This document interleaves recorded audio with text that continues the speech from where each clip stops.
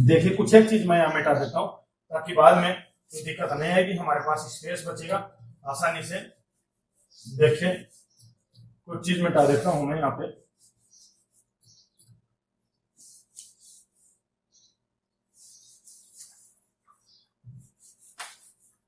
देखिए आइए बात करते हैं। सबसे पहले हमारे साथ जो शब्द है वो है कोशिका कला। कौन है? कोशिका कला। अब देखिए कोशिका कला जो है वो कोशिका की जो 3 लेयर होती है उसका आंतरिक आवरण है। तो ये जो आंतरिक आवरण है, ये आंतरिक आवरण कोशिका में ये जो आंतरिक आवरण है ये कोशिका में सुरक्षा, उसके अंगों को सुरक्षा प्रदान करने का कार्य करता है। सुरक्षा प्रदान करने का कार्य करता है। ये सुरक्षा प्रदान करने का कार्य करता है किसको? कोशिका के अंगों को। और दूसरी बात है कि ये अर्ध पारगम्य झिल्ली होती है। कैसी होती है? अर्ध पारगम्य झिल्ली होती है जो तरल पदार्थों को अंदर और बाहर जाने की अनुमति देती है। अंदर व बाहर जाने की अनुमति देती है। क्योंकि ये क्या है? अर्ध पारगम्य झिल्ली है, इसलिए अंदर और बाहर जाने की अनुमति देती है। इस बात को समझिए। अगली बात बताते हैं आपको, दूसरी बात सुनिए, बहुत इंपॉर्टेंट बात बताएंगे। दूसरा हमारे सामने है गोल्जिकाय। कौन है? गोल्जिकाय। अब देखिए भैया, गोल्जिकाय जो है, इस गोल्जिकाय की जो खोज थी वो गोल्जी नामक वैज्ञानिक ने करी। और यहाँ पे आपकी कहानी में आया था कि गोल्जी नगर, क्या था ये गोल्जी नगर? पुलिस थाना गोल्जी नगर। आपसे सवाल पूछेगा कि बताइए कोशिका में ट्रैफिक पुलिस किसे कहते हैं? तो ये जो गोल्जिकाय जो होता है, इस गोल्जिकाय को कोशिका के क्या कहते हैं? ट्रैफिक पुलिस कहते हैं। क्या कहते हैं भाई? ट्रैफिक पुलिस कहते हैं। ये बात आपको बहुत इंपॉर्टेंट बात है, आपको याद रखनी है। अब देखिए इसके अंदर हमने आपको दूसरी बात कही कि यहाँ जो पुलिसकर्मी थे वो क्या कर रहे थे? उसके साथ में वसा, क्या कर रहे थे? वसा। और दूसरा वो क्या कर रहे थे कि वसा का संचरण। दो बात हमने कहानी में बता दी, आपको याद करने की जरूरत नहीं है। तो साहब इसके वसा, अब ये वसा इनके पास होती कहाँ है? तो सुनिए कि इसके अंदर गोल्जिकाय जो होता है, इस गोल्जिकाय में थैलीनुमा संरचना होती है। कैसी होती है? थैलीनुमा संरचना। और यही थैलीनुमा जो संरचना होती है ये पुट्टिकाएं कहलाती है। क्या कहलाती है? पुट्टिकाएं। और ये बहुत इंपॉर्टेंट प्रश्न है कि गोल्जिकाय में थैलीनुमा संरचना क्या कहलाती है। याद रखना, गोल्जिकाय में थैलीनुमा संरचना क्या कहलाती है? पुट्टिकाएं। क्या कहलाती है? पुट्टिकाएं। और ये जो पुट्टिकाएं होती हैं, इन पुट्टिकाओं के अंदर होता क्या है? वसा। क्या भरी होती है भाई? इनके अंदर वसा भरी होती है। और ये जो वसा होती है, ये वसा क्या काम करती है? ये जो वसा है, इस वसा का आपके शरीर में क्या होता है? संचरण होता है। क्या होता है? इस वसा का संचरण होता है। तो ये बात आपको बहुत इंपॉर्टेंट याद रखनी है। इसमें थैलीनुमा संरचना होती है जो वसा का, जिसमें वसा भरी रहती है और इस वसा का शरीर के अंदर जो है संचरण किया जाता है। ये बहुत इंपॉर्टेंट बात आपको याद रखनी है। इसके बाद अगला है हमारे साथ, वो है लाइसोसोम। कौन है भैया? लाइसोसोम। अब देखिए लाइसोसोम की जो खोज थी वो डी ड्यू नामक वैज्ञानिक ने करी थी। किसने? ठीक है। अब देखिए जो आपका जो लाइसोसोम होता है, इस लाइसोसोम के बारे में बात करते हैं। कहानी में जिक्र आया था, याद रखिए। कहानी में बताया था कि साहब जब पुलिस ने उस व्यक्ति का, उस भिखारी के बारे में पता किया तो उसका नाम क्या निकला था? लाइसोसोम उत्तरसरी कोशिका। तो इसके बारे में जो जानकारी आपको वहां मिली थी उन्हें याद रखिए, उन्हें समझिए। उसने वहां जानकारी दी थी कि साहब जब लोगों को पता चला तो लोगों ने वहां बताया कि साहब वो तो क्या खाता है? अपशिष्ट पदार्थ खाता है। क्या खाता है? अपशिष्ट पदार्थ। इसका मतलब अपशिष्ट पदार्थों का क्या कर देता है? वो पाचन कर देता है। क्या कर देता है? अपशिष्ट पदार्थों का पाचन कर देता है। देखिए मैं यहाँ लिख देता हूँ कि अपशिष्ट पदार्थों का पाचन कर देता है। अपशिष्ट पदार्थों का पाचन, इसका मतलब उसका जो कार्य है वो कार्य क्या है? अपशिष्ट पदार्थों का पाचन। ठीक है। अब अपशिष्ट पदार्थों का वो पाचन करता है। तो अपशिष्ट पदार्थों का पाचन करने के कारण क्या होता है कि कभी कभार इसके अंदर क्या होते हैं? पाचक एंजाइम पाए जाते हैं। क्या पाए जाते हैं भाई? पाचक एंजाइम्स पाए जाते हैं। तो इसमें जो पाचक एंजाइम्स होते हैं कभी कभार क्या करते हैं कि ये स्वयं अपनी कोशिका को क्या कर जाता है कि अपनी कोशिका का ही भक्षण कर जाता है। स्वयं अपनी कोशिका का ही भक्षण कर देता है। किसका? अपनी ही कोशिका का भक्षण कर देता है। और अपनी कोशिका का जब ये भक्षण कर देता है ना, अपनी कोशिका का जब ये भक्षण कर देता है और बहुत अधिक जो अपशिष्ट पदार्थ है उनका पाचन कर देता है, तो पाचन करने के कारण एक स्थिति ऐसी आती है कि ये खुद ही क्या हो जाता है? फट जाता है। जब ये खुद ही फट जाता है तो खुद ही फट जाने के कारण क्या हो जाता है कि ये खुद स्वयं फट जाने के कारण, स्वयं के फट जाने के कारण इसे आत्महत्या की थैली, इसे आत्महत्या की थैली या फिर इसे क्या कहा जाता है, आत्मघाती थैली कहा जाता है। क्या कहा जाता है, आत्महत्या की थैली या आत्मघाती थैली कहा जाता है। तो मित्रों याद रखना, पहले विद्यार्थी इस बात को याद रखना कि आपसे ये सवाल बहुत बार ये सवाल पूछता है, बहुत बार ये प्रश्न पूछता है। रेलवे में इस बार ये प्रश्न पूछा भी गया था कि बताइए निम्नलिखित में से आत्मघाती थैली किसे कहा जाता है। तो आत्मघाती थैली किसे कहा जाता है, लाइसोसोम को। किसे कहा जाता है भैया, लाइसोसोम को। क्यों कहा जाता है, क्योंकि लाइसोसोम जो है वो अपशिष्ट पदार्थों का पाचन करता है और इसके अंदर पाचक एंजाइम पाए जाते हैं और जो कभी कभार तो स्वयं की कोशिका का भी भक्षण कर जाते हैं और अधिक पाचन कर जाने के कारण, अधिक उसको भक्षण कर जाने के कारण यह फट जाता है और फट जाने के कारण जो है इसे, यह फट जाने के कारण ये कोशिका ही संपूर्ण कोशिका नष्ट हो जाती है। इसलिए इसे आत्महत्या की थैली अथवा इसे आत्मघाती थैली बोलते हैं।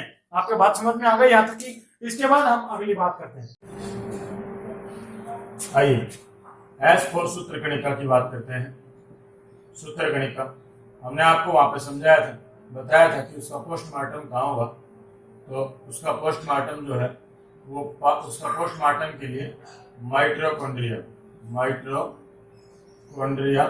नगर में जाकर के उन्होंने पावर हाउस में बिजली चलवाने के लिए आग्रह किया।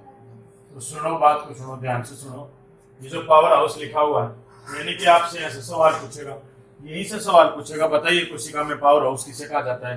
तो प्यारे वैज्ञानिक को आपको यहीं से इस सवाल को उठा लेना है कि पावर हाउस जो है वो सूत्रकणिका अथवा माइटोकॉन्ड्रिया को कहा जाता है। सूत्रकणिका जो है वही माइटोकॉन्ड्रिया है।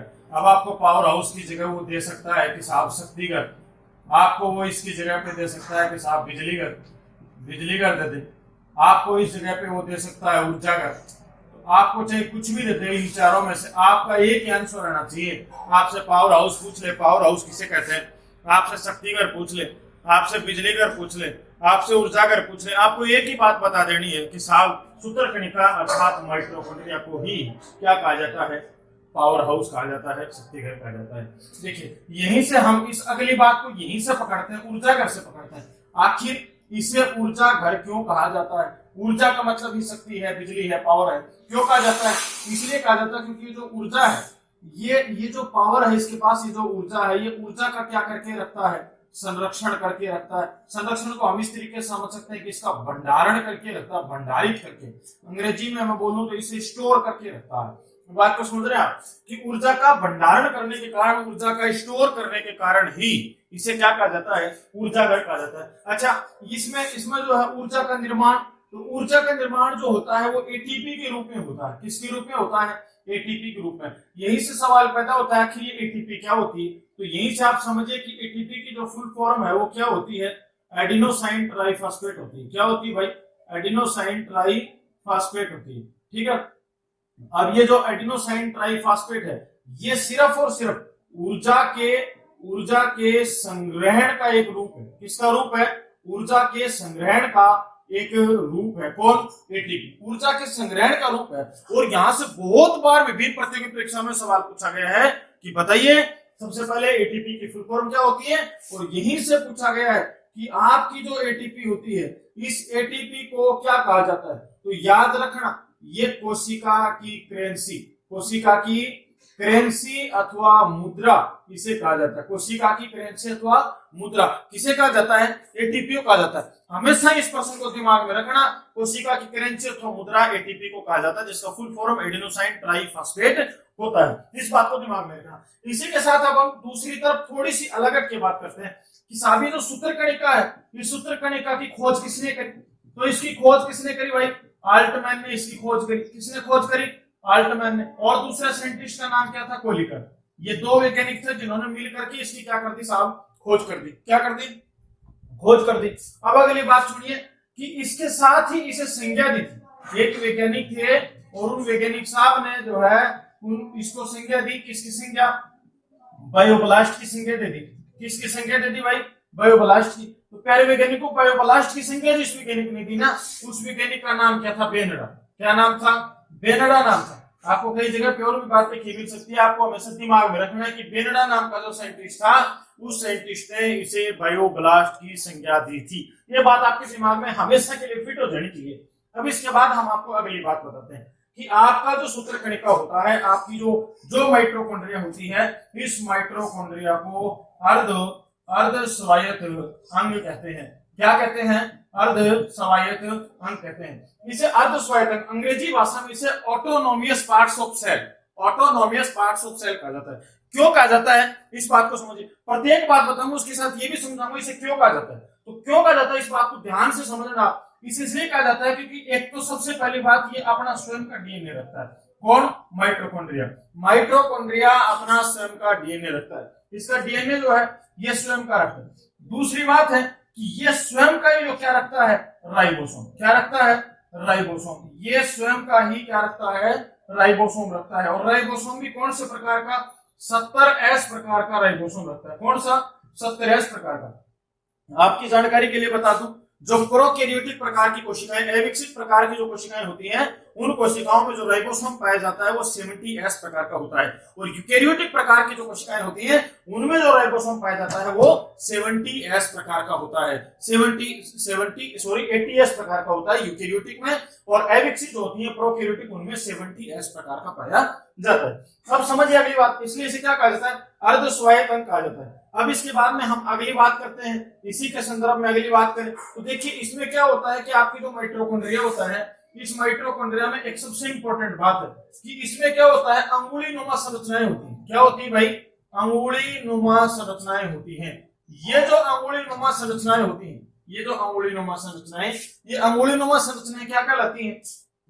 क्रिस्टी अथवा वलय कहलाती है। क्या कहलाती है? क्रिस्टी अथवा वलय कहलाती है। याद रखना प्यारे वैज्ञानिकों, रीट का एक एग्जाम हुआ था, शायद 2018 में हुआ था, फरवरी में।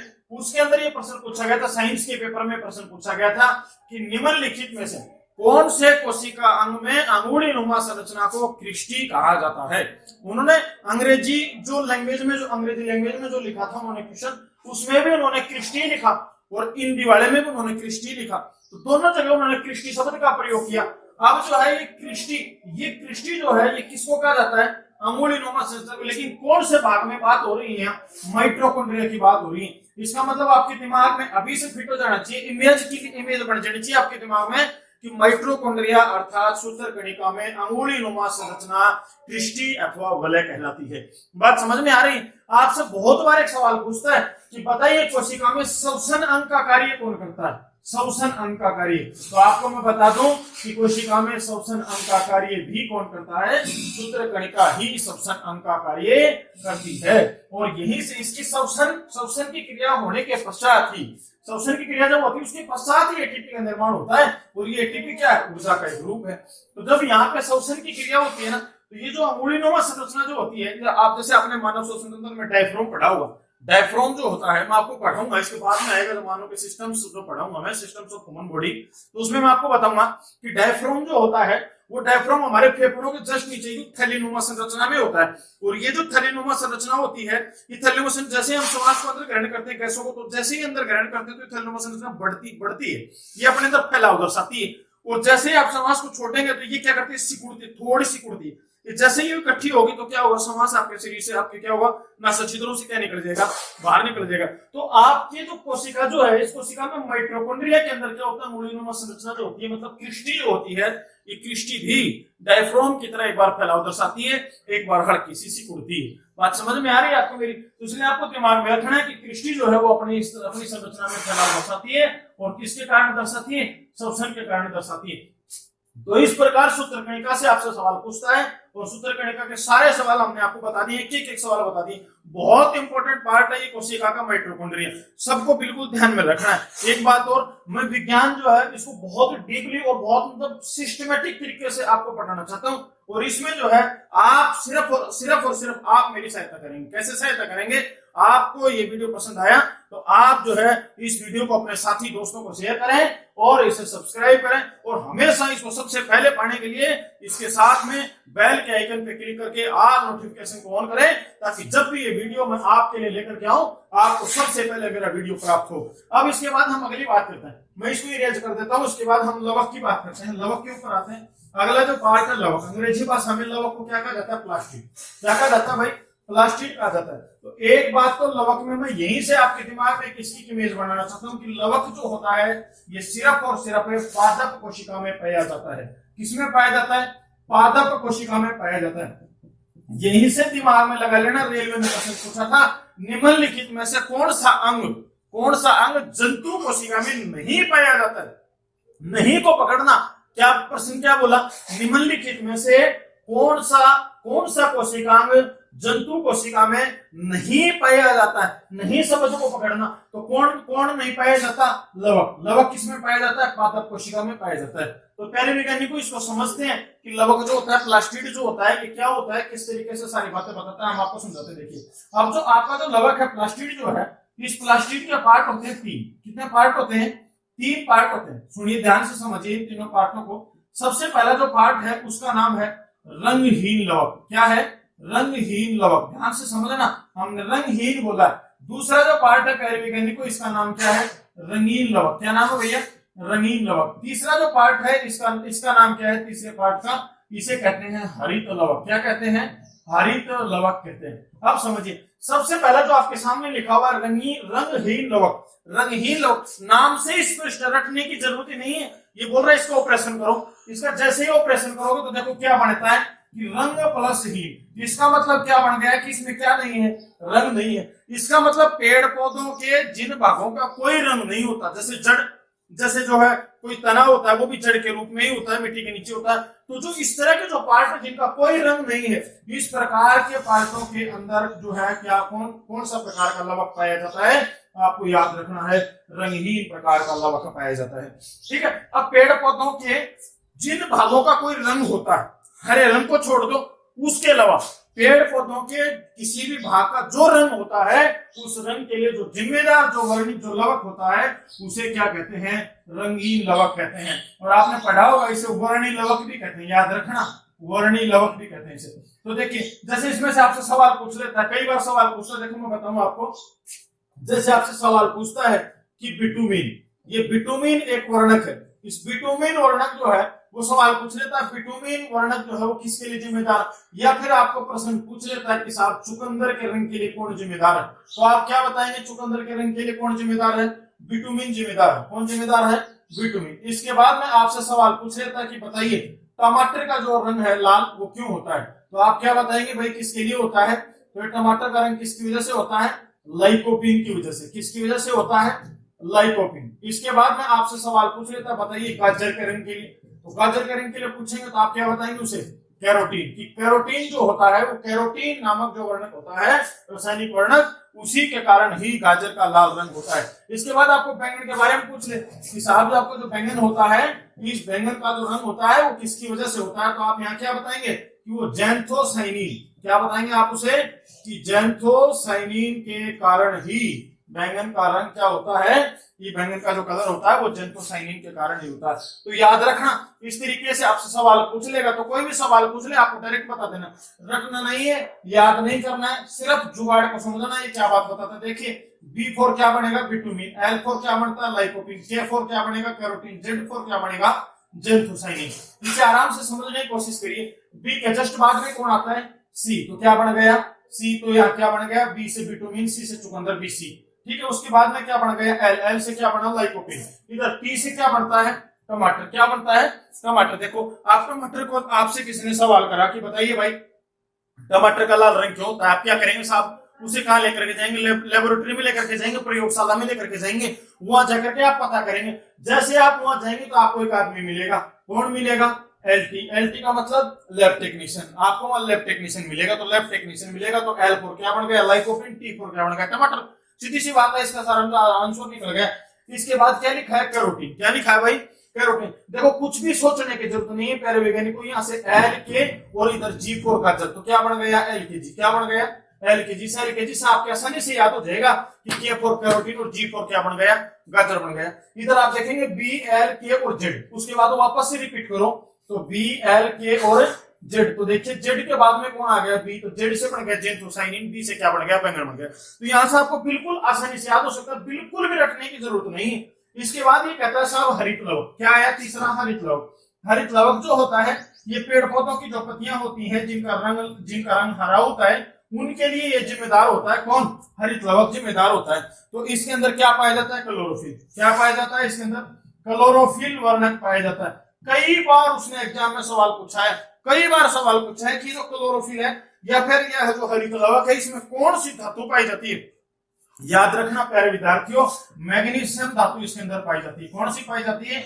मैग्नीशियम धातु इसके अंदर पाई जाती है। सवाल आपसे बहुत बार करता है, तो आपको बिल्कुल भी इसमें सोचने की जरूरत नहीं है कि साहब जो लवक है, लवक के 3 पार्ट होते हैं। मैंने बिल्कुल आपको ढंग से समझाए, बिल्कुल आसानी से समझाए, कोई चिंता फिक्र करने की आपको आवश्यकता ही नहीं है। ठीक है, अब उसके बाद में हम आपसे अगली बात करते हैं अंतःप्रदायी जालिका के संदर्भ में। हम आपको अगली बात समझाते हैं। देखिए अंतःप्रदायी जालिका, पहले इसके नाम का ऑपरेशन करो। अंतःप्रदायी जालिका, देखिए इसके नाम में इसका उत्तर छिपा हुआ है, अंतःप्रदायी जालिका। अब देखिए अंत मतलब क्या बनेगा वैज्ञानिकों? अंदर। क्या बनेगा?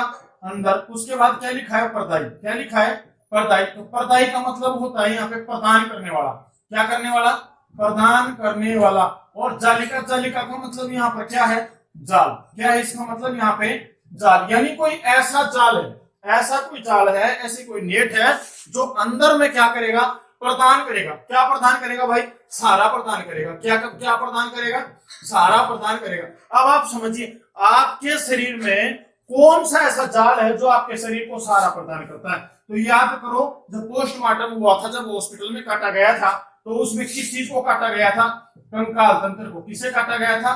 कंकाल तंत्र को। यहीं से नया सवाल खड़ा हो गया, आपसे परीक्षा में प्रश्न पूछेगा। बहुत बार ये प्रश्न पूछा है उसने कि बताइए कोशिका में कंकाल तंत्र किसे कहा जाता है। तो आपके दिमाग में एक इमेज यहीं से बन जानी चाहिए कि कोशिका का कंकाल तंत्र किसे कहेंगे? हम अंतःप्रदायी जालिका को कहेंगे। किसे कहेंगे? हम अंतःप्रदायी जालिका को कोशिका का क्या कहेंगे? कंकाल तंत्र कहेंगे। अगली बात हम आपसे करते हैं, तो एक बात यह है कि इसकी खोज किसने करी थी? तो इसकी खोज करने का श्रेय जो है वो 2 वैज्ञानिकों को जाता है। तो एक वैज्ञानिक तो थे जिनका नाम था एल्बर्ट। क्या नाम था? एल्बर्ट। और दूसरे जो वैज्ञानिक थे उनका नाम था पोर्टर। क्या नाम था भाई? पोर्टर। ये जो दो वैज्ञानिक थे, इन 2 वैज्ञानिकों ने अंतःप्रदायी जालिका की खोज की थी। अब इसके बाद हम आपसे अगली बात करते हैं। तो आपका जो अंतःप्रदायी जो जालिका है, इस अंतःप्रदायी जालिका में 2 चीजें होती हैं। कौन कौन सी 2 चीजें? हम आपको बताएं, इसके 2 पार्ट होते हैं। एक जो इसका भाग होता है उसे कहते हैं खुरदरी। इसे कहते हैं खुरदरी अंतःप्रदायी जालिका। क्या कहते हैं? खुरदरी अंतःप्रदायी जालिका। अब जो दूसरा जो भाग होता है उसे क्या कहते हैं? उसे कहते हैं चिकनी अंतःप्रदायी जालिका। उसे क्या कहते हैं? चिकनी अंतःप्रदायी जालिका। अब ये देखिए 2 प्रकार की जालिका होती है, खुरदरी अंतःप्रदायी जालिका और चिकनी अंतःप्रदायी जालिका। ये 2 प्रकार की जालिका होती है। अब तो देखिए आपको इस बात को समझिए कि खुरदरी अंतःप्रदायी जालिका जो होती है इसके अंदर तो क्या होता है, और चिकनी अंतःप्रदायी जो जालिका होती है इसमें क्या होता है। दोनों बातों को ध्यान से समझना है आपको। तो देखिए मैं आपको समझाऊं कि खुरदरी अंतःप्रदायी जो जालिका होती है, इस खुरदरी अंतःप्रदायी जालिका के ऊपर जो है क्या होता है कि अंगुली नुमा संरचना होती है। क्या होती है? अंगुली नुमा संरचना होती है। और ये अंगुली नुमा संरचना प्यारे वैज्ञानिकों क्या कहलाती है? यही राइबोसोम कहलाती है। क्या कहलाती है? राइबोसोम कहलाती है। जिस प्रकार हमने इससे पहले पढ़ा था, सूत्र कणिका में पढ़ा था, माइटोकॉन्ड्रिया में हमने जाना था कि माइटोकॉन्ड्रिया में वो स्वयं का अपना डीएनए रखता है और स्वयं का अपना 70S प्रकार का क्या रखता है? राइबोसोम रखता है। उसी प्रकार आपका ये जो राइबोसोम है, ये आपकी जो अंतःप्रदायी जो जालिका है इसमें भी अंगुली नुमा संरचना राइबोसोम कहलाती है। क्या कहलाती है? राइबोसोम कहलाती है। अब इसके बाद हम बात करें तो दूसरा हमारे साथ यहाँ लिखा हुआ है कि साहब चिकनी अंतःप्रदायी जालिका। अब ये जो चिकनी अंतःप्रदायी जो जालिका होती है इसमें किसी भी प्रकार की कोई अंगुली नुमा संरचना नहीं होती, और अंगुली नुमा संरचना नहीं होने के कारण इसके अंदर जो है इसकी जो शेप है वो बिल्कुल जो है चिकनी होती है, इसलिए इसका नाम रखा गया चिकनी अंतःप्रदायी जालिका। इसका नामकरण किया गया। ठीक है, अब अगली बात है साहब आखिर काम क्या आता है। तो मैं आपको बता दूं साहब ये व्यवस्था करने का काम करता है। किसका काम करता है? व्यवस्था करने का। किसकी व्यवस्था करेगा भाई? ये जो इसके अंदर जो अंगों की जो व्यवस्था करनी है, अंगों के स्थान का जो निर्धारण करना है, अंगों के स्थान का निर्धारण, ये अंगों के स्थान का निर्धारण करने का कार्य कौन करता है? अंतःप्रदायी जालिका इसके अंगों के स्थान का निर्धारण करने का कार्य करती है। आपको बात समझनी। अगली बात है साहब ये इसको सहारा प्रदान करता है। ये इसको क्या प्रदान करता है? सहारा प्रदान करता है। ये बात यहीं से क्लियर हो जाती है। ये इतनी सब चीजें रखने की कोई जरूरत नहीं है। ये आप बोला कि साहब इसे कंकाल तंत्र कहते हैं, क्योंकि कंकाल तंत्र आपके ह्यूमन बॉडी को, आपके मानव शरीर को एक स्ट्रक्चर देने का कार्य, स्ट्रक्चर देने का कार्य कौन करेगा? कंकाल तंत्र। तो कंकाल तंत्र जो स्ट्रक्चर देने का कार्य करता है, उसी प्रकार ये भी व्यवस्था करने का या उसे उस अंगों का स्थान निर्धारण करने का कार्य या उसका सहारा प्रदान करने का कार्य या उसको यांत्रिक सहायता मैकेनिकल सपोर्ट देने का कार्य जो काम करेगा वो भी कौन करता है? अंतःप्रदायी जालिका करती है। इसके बाद भैया हम अगली बात में बात करते हैं, राइबोसोम के संदर्भ में बात करते हैं। यहां तक हमने राइबोसोम के बारे में 2 बार पढ़ लिया है कि राइबोसोम जो है वो 2 जगह पे आया। अभी तक 2 जगह पे कहां पे आया? एक तो वो आपके अंतःप्रदायी जालिका में आया है और एक इससे पहले वो कहां पे आया था? आपकी सूत्रकणिका अर्थात आपके माइटोकॉन्ड्रिया में आया था। चलिए अगली जो बात है वो हमारी राइबोसोम के संदर्भ में। किसके संदर्भ में है? राइबोसोम के संदर्भ में। अब हम राइबोसोम के संदर्भ में आपको बताएं कि राइबोसोम जो है, इस राइबोसोम की जो खोज थी वो पेलेट नामक वैज्ञानिक ने करी थी। किसने की थी भाई? पेलेट नामक वैज्ञानिक ने इसकी क्या करी थी? खोज करी थी राइबोसोम की। और जब इन्होंने इसकी खोज करी थी, इसके बारे में उन्होंने समझाया, तो उस समय तक जो है इलेक्ट्रॉनिक सूक्ष्मदर्शी का आविष्कार हो चुका था। किसका? इलेक्ट्रॉनिक सूक्ष्मदर्शी। मैंने आपको पहले भी बताया था, पहले वीडियो में बताया था कि इलेक्ट्रॉनिक सूक्ष्मदर्शी का जो आविष्कार था वो 1940 में नॉल और रस्का नामक 2 वैज्ञानिक थे। नॉल और रस्का, ये 2 वैज्ञानिक थे। इन दोनों वैज्ञानिकों ने इलेक्ट्रॉनिक सूक्ष्मदर्शी का आविष्कार किया था। ये बात सन 1953 की है। लगभग 1953 में 1953 ईस्वी में राइबोसोम के संदर्भ में सबसे पहले प्लेट नाम के वैज्ञानिक ने देखा और उन्होंने देख करके इसकी संरचना का पता लगाया। और इसकी संरचना का पता लगाने के बाद में उन्होंने बताया कि इसके अंदर जो है ये किसका कार्य करता है? प्रोटीन संश्लेषण का कार्य करता है। किसका कार्य करता है? प्रोटीन संश्लेषण का कार्य करता है। और हमने इससे पहले एक रोचक कहानी आपको सुनाई थी। उस कहानी में हमने आपको बताया था कि उस नगर के लोग मिलकर के और मंत्री कलेक्टर साहब से मिले थे। उन्होंने कलेक्टर साहब को बताया था कि कलेक्टर साहब हमारे यहाँ प्रोडक्शन होता है। उन्होंने पूछा भाई किसका प्रोडक्शन होता है? तो उन्होंने बताया था प्रोटीन का प्रोडक्शन होता है। वहीं से आपको दिमाग में इमेज बना लेनी है कि प्रोटीन संश्लेषण का कार्य हमने बोला था राइबोसोम जंक्शन के यहाँ होता है। तो राइबोसोम जंक्शन, इसका मतलब ये वही राइबोसोम है जिसके यहाँ प्रोटीन संश्लेषण का कार्य होता है। यहाँ तक इमेज आपके दिमाग में फिट हो गई। हमने आपको बताया था कि इसके यहाँ से ये उन लोगों ने कलेक्टर साहब को बोला था कि साहब हमारे यहाँ से प्रोटीन को हम एक जगह से दूसरी जगह पे ले जाते हैं और दूसरी जगह से वापस लाते हैं। इसका मतलब ये हुआ कि ये एक ऐसा प्लेटफॉर्म है, ये एक ऐसा प्लेटफॉर्म है जिस प्लेटफॉर्म के ऊपर क्या किया जाता है? प्रोटीन को लाया जाता है और प्रोटीन को भेजा जाता है। फिर से प्रोटीन आता है, उसे इधर की तरफ भेजा जाता है और उसे बीच में स्टोर किया जाता है। इसका मतलब प्यारे वैज्ञानिकों ये निकलता है कि ये प्रोटीन का संचरण करने का कार्य करता है। प्रोटीन के संचरण का, उसे एक स्थान से दूसरे स्थान पे भेजता है, उसे एक स्थान से दूसरे स्थान पे जहां आवश्यकता होती है उसे भेजता है। और जब उसे स्टोर करने की आवश्यकता पड़ती है तो ये ही उसका भंडारण करने का कार्य भी करता है। इसलिए आपको बात दिमाग में रखनी है कि प्रोटीन संश्लेषण का कार्य निम्नलिखित में से कौन करेगा?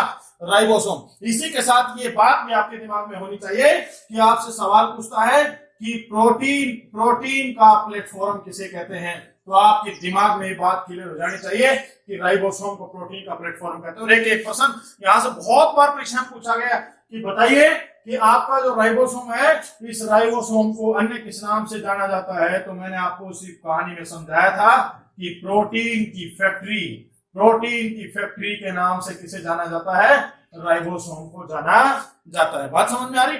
अब देखिए राइबोसोम जो है 2 प्रकार के, एक तो कौन सा 70S और एक कौन सा 80S प्रकार का। 70S और 80S प्रकार का मैंने इससे पहले आपको समझाया था कि साहब 70S प्रकार का जो राइबोसोम होता है ये प्रोकैरियोटिक प्रकार की कोशिकाओं में पाया जाता है, अविकसित प्रकार की कोशिकाओं में पाया जाता है। और 80S प्रकार का जो राइबोसोम होता है ये यूकैरियोटिक प्रकार की कोशिकाओं में पाया जाता है। इसका मतलब ये विकसित प्रकार की कोशिकाओं में राइबोसोम पाया जाता है। इसके बाद हम अगले बिंदु पे चलते हैं। हमारा अगला बिंदु है कौन? तारकाय। कौन है भैया? तारकाय। तो तारकाय के संदर्भ में समझते हैं। तो सबसे पहले ये जो तारकाय, ये तारकाय है क्या, इसके बारे में समझे। सबसे पहले तो देखिए इसके नाम को समझिए। इसके नाम में क्या लिखा हुआ है कि साहब तारकाय। क्या लिखा हुआ है? तारकाय। तारकाय का मतलब हुआ कि तार जैसी संरचना। ऑपरेशन करिए इसका, क्या बनेगा? तार जैसी संरचना। इसका मतलब इसकी संरचना कैसी है? तार जैसी संरचना, यानी ये एक महीन धागेनुमा संरचना है। कैसी है हमारे कह रहे वैज्ञानिकों? महीन धागेनुमा संरचना है। और ये जो महीन धागेनुमा संरचना है, यही महीन धागेनुमा संरचना क्या कहलाती है? तारकाय कहलाती है। अब इस बात को समझिए, मैं आपको समझाता हूं कि ये जो तारकाय है, ये तारकाय जो है, इसकी सबसे पहले इसकी जो खोज करी गई थी वो किसने करी थी? इसकी करी थी टी बावेरी ने। इसकी क्या करी थी भैया? खोज करी थी। इसके बाद आप इसकी सबसे इंपॉर्टेंट बात को समझिए कि ये जो तारकाय होता है, ये तारकाय इस तरीके से देखिए, इसमें ये बीचों बीच में जो है इसका पार्ट होता है, इसे हम कहते हैं तारक केंद्र। क्या कहते हैं? तारक केंद्र, सेंट्रियोल्स बोलते हैं भाई अंग्रेजी भाषा में से। अब इसमें देखो, ये इस तरीके से यूं एस्ट्रल किरणें निकलती है। क्या निकलती हैं? एस्ट्रल किरणें निकलती हैं इस तरीके से। ये एस्ट्रल किरणें होती हैं, ये एस्ट्रल किरणें, ठीक है। ये जो एस्ट्रल किरणें निकलती हैं, ये क्या काम करती हैं? ये बातें मैं आपको इस तरीके से होती है कोशिका में, ये बातें मैं आपको उसमें समझाऊंगा, कोशिका के विभाजन में समझाऊंगा। इसलिए यहां आपके दिमाग में ये बात क्लियर हो जानी चाहिए कि कोशिका के विभाजन में तारकाय का सबसे महत्वपूर्ण योगदान होता है। ये एस्ट्रल किरणों के कारण, ये तरक तंतु बोलते हैं इनको। क्या बोलते हैं भैया? इनको तरक तंतु बोलते हैं। ये जो तरक तंतु होते हैं, एस्ट्रल किरणें यहाँ से जो निकलती हैं, ये सेंट्रियोल से निकलती हैं। ये बात मैं आपको बिल्कुल डिटेल से समझाऊंगा। आपको कोशिका का जो विभाजन, हम इसके जस्ट बाद में चैप्टर पढ़ेंगे, वहां पढ़ेंगे। इसलिए आपको यहाँ सबसे इंपॉर्टेंट बात ये दिमाग में रखनी है कि तारकाय जो होता है वो कोशिका के विभाजन में सहायता करता है। कोशिका के विभाजन में सहायता करता है। तो एक कोशिका के विभाजन में सहायता करता है पहले वैज्ञानिकों। इसके बाद में जस्ट अगला जो हमारा टॉपिक है, वो जस्ट अगला जो पॉइंट है वो हमारा क्या है? रिक्तिका। देखिए, जिस प्रकार इसके नाम से स्पेशल करिए, इसका नाम क्या है? रिक्तिका। रिक्तिका मतलब रिक्त प्लस इका। रिक्त मतलब क्या है? खाली। इसका मतलब क्या होगा कि ये रिक्त स्थान को भरता है। किसको भरता है? रिक्त स्थान को भरता है। कैसे भरेगा रिक्त स्थान को? कैसे भरेगा? ये क्या करता है? तरल पदार्थों का संचरण करता है। क्या करता है भैया? तरल पदार्थों का संचरण करता है। और ये जो तरल पदार्थों का संचरण करता है, इन तरल पदार्थों का संचरण करने के कारण ही क्या है? कोशिका को ये थोड़ी सी फुला करके रखता है, तरल पदार्थों का संचरण करने के कारण। आपने इसका नाम, एक और नाम पढ़ा होगा, रसधानियां। क्या नाम पढ़ा होगा? रसधानियां पढ़ा होगा। ये पादप कोशिका में भी पाई जाती हैं और जंतु कोशिका में भी पाई जाती हैं। इसके बाद अगला जो बिंदु है हमारा, वो अगला बिंदु है केंद्रक। अगला जो बिंदु हमने आपको जहां बताया था कि कोशिका द्रव्य के साथ में हमने एक दूसरा बिंदु लिया था, वो दूसरा बिंदु कौन था? केंद्रक था। देखिए, अब केंद्रक को समझते हैं।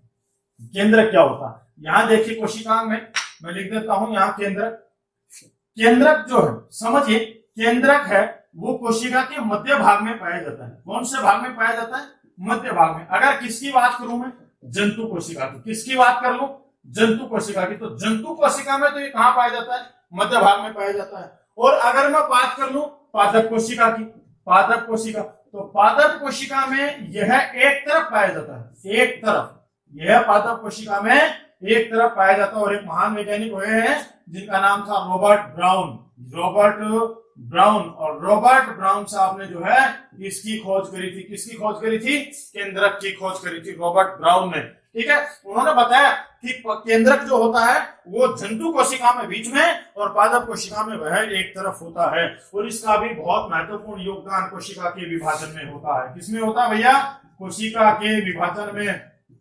कोशिका के विभाजन में इसका बहुत ही महत्वपूर्ण योगदान होता है। इसके बाद अगली बात हम कहें तो अगली बात यह है कि इसे कंट्रोलर का मतलब हिंदी में मैं बोलूं तो इसे